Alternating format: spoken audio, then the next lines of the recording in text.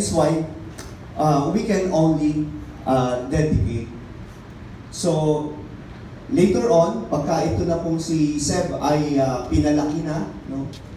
Through the guidance ng kanyang mga parents, through the power of the Holy Spirit and the Word of God, siya po sa kanyang sarili ay magdi-decide, no, para magpabaptize na at i-declare ang kanyang sarili na servant na ng Panginoon. Pero as of now, si Seth po ay wala pang 1 year old, kaya hindi pa po siya nasa tamang posisyon para mag-decide para po siya ay magpabaptize. Kaya po ang ginagamit nating term is dedication. So dedication means consecration, act of devoting or giving to God for protection and favor.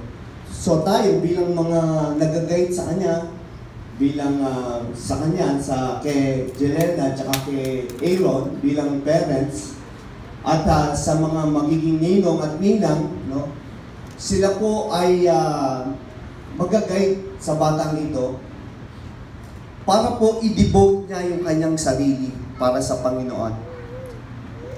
What are the reasons why we dedicate child to God?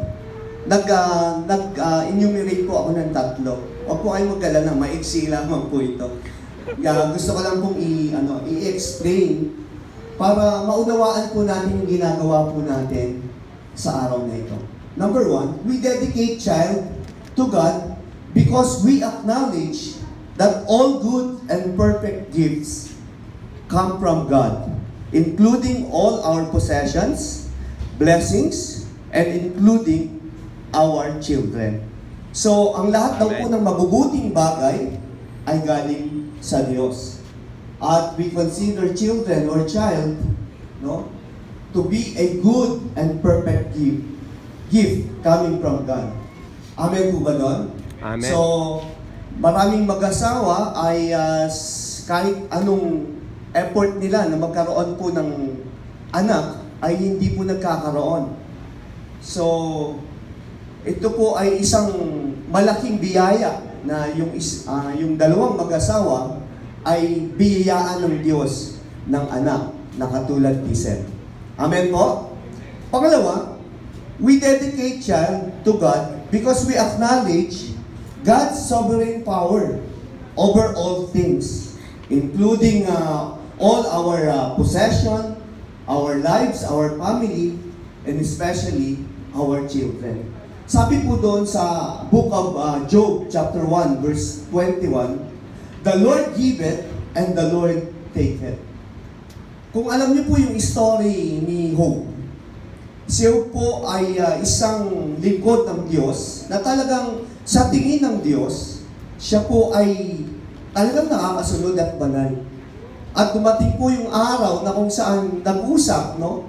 Figuratively, nag-usap ang Diyos at itong si Satanas. At ipinagmamalaki ng Diyos si Job dito kay Satanas. Sabi niya, nakita mo ba yung lingkod kong si Job?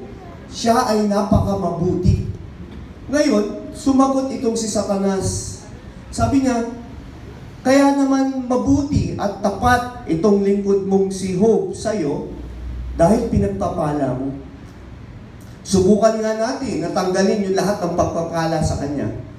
At ako'y nakakasiguro na si Job ay tatalikod na sa iyo.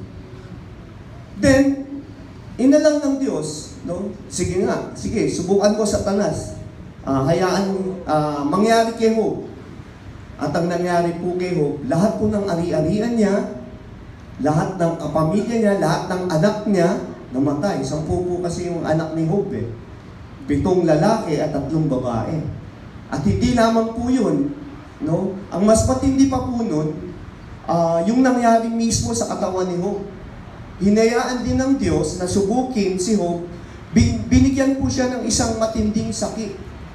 Alam niyo po ba yung sakit niya, na tinatawag na Egyptian boil? Parang po siyang pigsa, kaya alam mas malaki sa pigsa, mas makirot, buong katawan po yun, no? Pati sako nga po meron eh. Siguro yung tinubuan tayo ng ganitong sakit, yung parang bulutong. Eh, bulutong naman, maliit lang eh. Diba? Tsaka hindi naman siya masakit. Medyo makati lang. Pero itong Egyptian boy, para siyang pigsa na mas malaki at buong katawan. At pagka ito po'y nahinog, sumasabog po ito. Pumuputok. At nagdudulot po ito ng hindi kagandahang amoy. Kaya during that time, talagang lugmok na lugmok si Job sa kanyang kalagayan. To the point na siya umupo na sa abo. At talagang nag-fasting siya. Tinatanong niya, sinisisi niya nga yung kanyang kapalaran kung bakit pa siya isinilang. Pero kahit ganun yung kanyang pagkakasabi, hindi pa rin po siya nagkasala laban sa Diyos. At dumating po yung pinakapunto na pinakamahirap para sa isang lalaki na yung kanyang kabiyak ang maging dahilan, no, ng kanyang mas lalong panghihina. Bakit? Ang sabi ng asawa niya, dahil nakita yung nangyari, naubos yung kanilang kayamanan, naubos yung lahat ng kanilang mga anak namatay, tapos yung ari-arian nila lahat, yung bahay nila nasunog, nagiba. So wala na talaga. Tapos yung kaisa-isang tao na inaasahan niya na magsusuporta sa kanya, di ba? Kasi asawa, bilang asawa, di ba? Sa hirap at ginhawa, kailangan suportahan di ba? Pero alam niyo po ba sinabi ng asawa ni Job sa kanya? Sabi, sumpain mo na ang Diyos na sinasamba mo para mamatay ka na. Di ba? During the lowest point ng buhay ni Job, ganun pa yung maririnig niya sa kanyang asawa. Nakakalungkot di po ba? Pero nakita ng Diyos ang katapatan ni Job. Pero alam niyo po ba ang nangyari? After nung nakapasa itong si Job sa pagsubok ng Diyos, no? Higit po siyang pinagpala ng Panginoon. No? Doble ang ibinalik ng Diyos. Kasi nakapasa niya. Yung ari-arian niya na doble, yung mas nakapagpatayo siya ng bahay na mas malaki, at ang kanyang mga anak ay mas magaganda kaysa dun sa mga nauna. So, yun po yun. Ibig sabihin, isang punto na kung saan itong si Job, ina-acknowledge niya yung sovereign power. No? Sovereign power ng Diyos na sabi niya, the Lord giveth and the Lord taketh. Ang Diyos ang nagbigay, ang Diyos rin po ang kukuha. So, in effect, we are only caretakers of all our possessions, including all our money, talents, business, house, our lives, family, including our children. Ang totoong dapat maging pananaw po ng bawat isa sa atin, hindi lamang po yung magulang ni Seb sa kanyang anak, no? Na tayo lang po ay caretaker lamang po, mga kapatid. Amen po? Kung ano man yung tinatangkilik ng bawat isa, actually, hindi naman talaga sa atin yan. Pinagkakatiwala lang ng Diyos. Amen. Amen po ba? So, yun po yung pangalawang dahilan. At ang pangatlong dahilan, kung bakit natin dinededicate ang bata sa Diyos, we dedicate child to God for God to bless them. Amen. Kaya natin dinededicate. Ito po yung pinakamahalagang dahilan kung bakit natin i-dedicate si Seb sa umagang ito. Para po siya ay pagpalain ng Diyos. Amen po? Yes. Sabi doon sa Mark chapter 10 verse 13 to 16, yung binasa po kanina ni Joyce. And they brought young children to him that he should touch them, and his disciples rebuked them, those that brought them. Ito rin po ay pagkakataon na kung saan marami daw pong bata na lumalapit sa ating Panginoong Yesus. Kaya lang, yung kanyang mga disipulo, sinaway. No? Sabi, huwag niyong gawin yan. Huwag niyong ipalapit yan sa ating Panginoon. Kasi alam naman natin na during na ang Panginoong Yesus ay nagme-ministeryo dito sa lupa, ay busy talaga siya. Kasi pinupuntahan siya ng mga tao. Lahat yun may pangangailangan. May sakit, may pingkaw, may bulag, kung ano man. Lahat yun may pangangailangan sa Panginoon. Kaya hinayaan nila, pinigilan pala nila na yung mga bata ay huwag mo nang lumapit. Sabi doon sa verse 14, but when Jesus saw it, nung nakita raw ni Jesus, he was much displeased and said unto them, suffer the little children to come unto me, and forbid them not, for of such is the kingdom of God. Alam niyo po ba yung mga bata na katulad ni Seb, ang kaharian ng Diyos ay nasa kanila. Kasi sa mga bata, Simple lang eh. Simple ang mundo eh, di ba? Simple lang ang buhay para sa mga bata. Wala pa silang pasanin na iniintindi, di ba? At actually, we believe na ang mga bata ay tagapagmana ng kaharian ng Diyos. Amen. So mapahalaga po ang mga bata. Verse 15, Verily I say unto you, whosoever shall not receive the kingdom of God as a little child, he shall not enter the kingdom of God. So ina-appreciate ng ating Panginoong Yesus yung mga bagay-bagay na katangian ng mga bata. Kasi alam naman natin sa mga bata, pagka naglalaro yan, di ba, sa magkagalit. Pero maya-maya, magkabati na.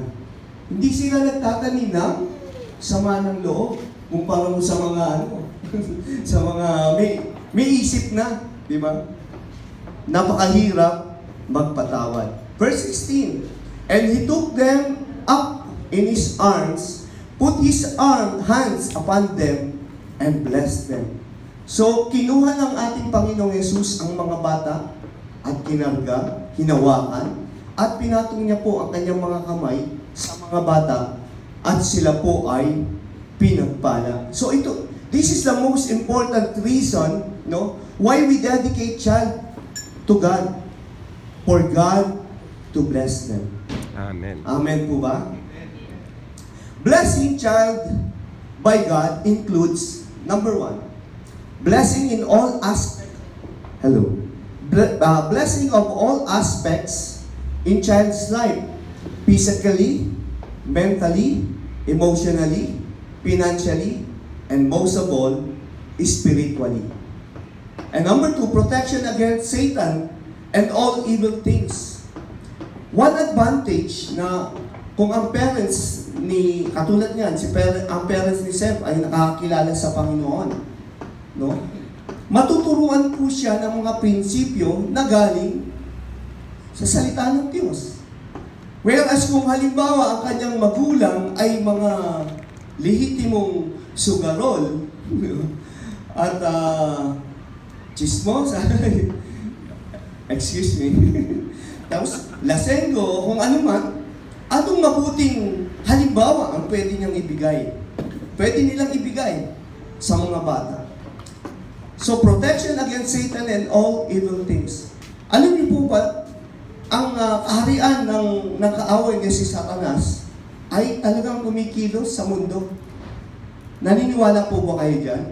Sa mga patalastas pa lang di ba? Ang pinapatalastas, kine-commercial ay candy. Pero ang may bit-bit ng candy, naka-two-piece bikini. Candy yung produkto pero naka-two-piece. O kaya katol. Di ba? Ano na ba kayo? Katol yung produkto, pero yung nagbibitbit parang naka-90s. So, anong implikasyon? Dahil nga, para ang bawat isa sa atin, sa pagkita pa lamang, ay talagang malulugbog na sa paggawa ng kasalanan. Number 1 is blessing. Number 2 is protection against Satan and all evil things. And number 3 is guidance. Ito po yung isa sa pinakamahalagang tungkulin ng bawat isa sa atin bilang mga caretaker. Ngayon po, tinatawagan ko po yung mga magulang po ni Sir.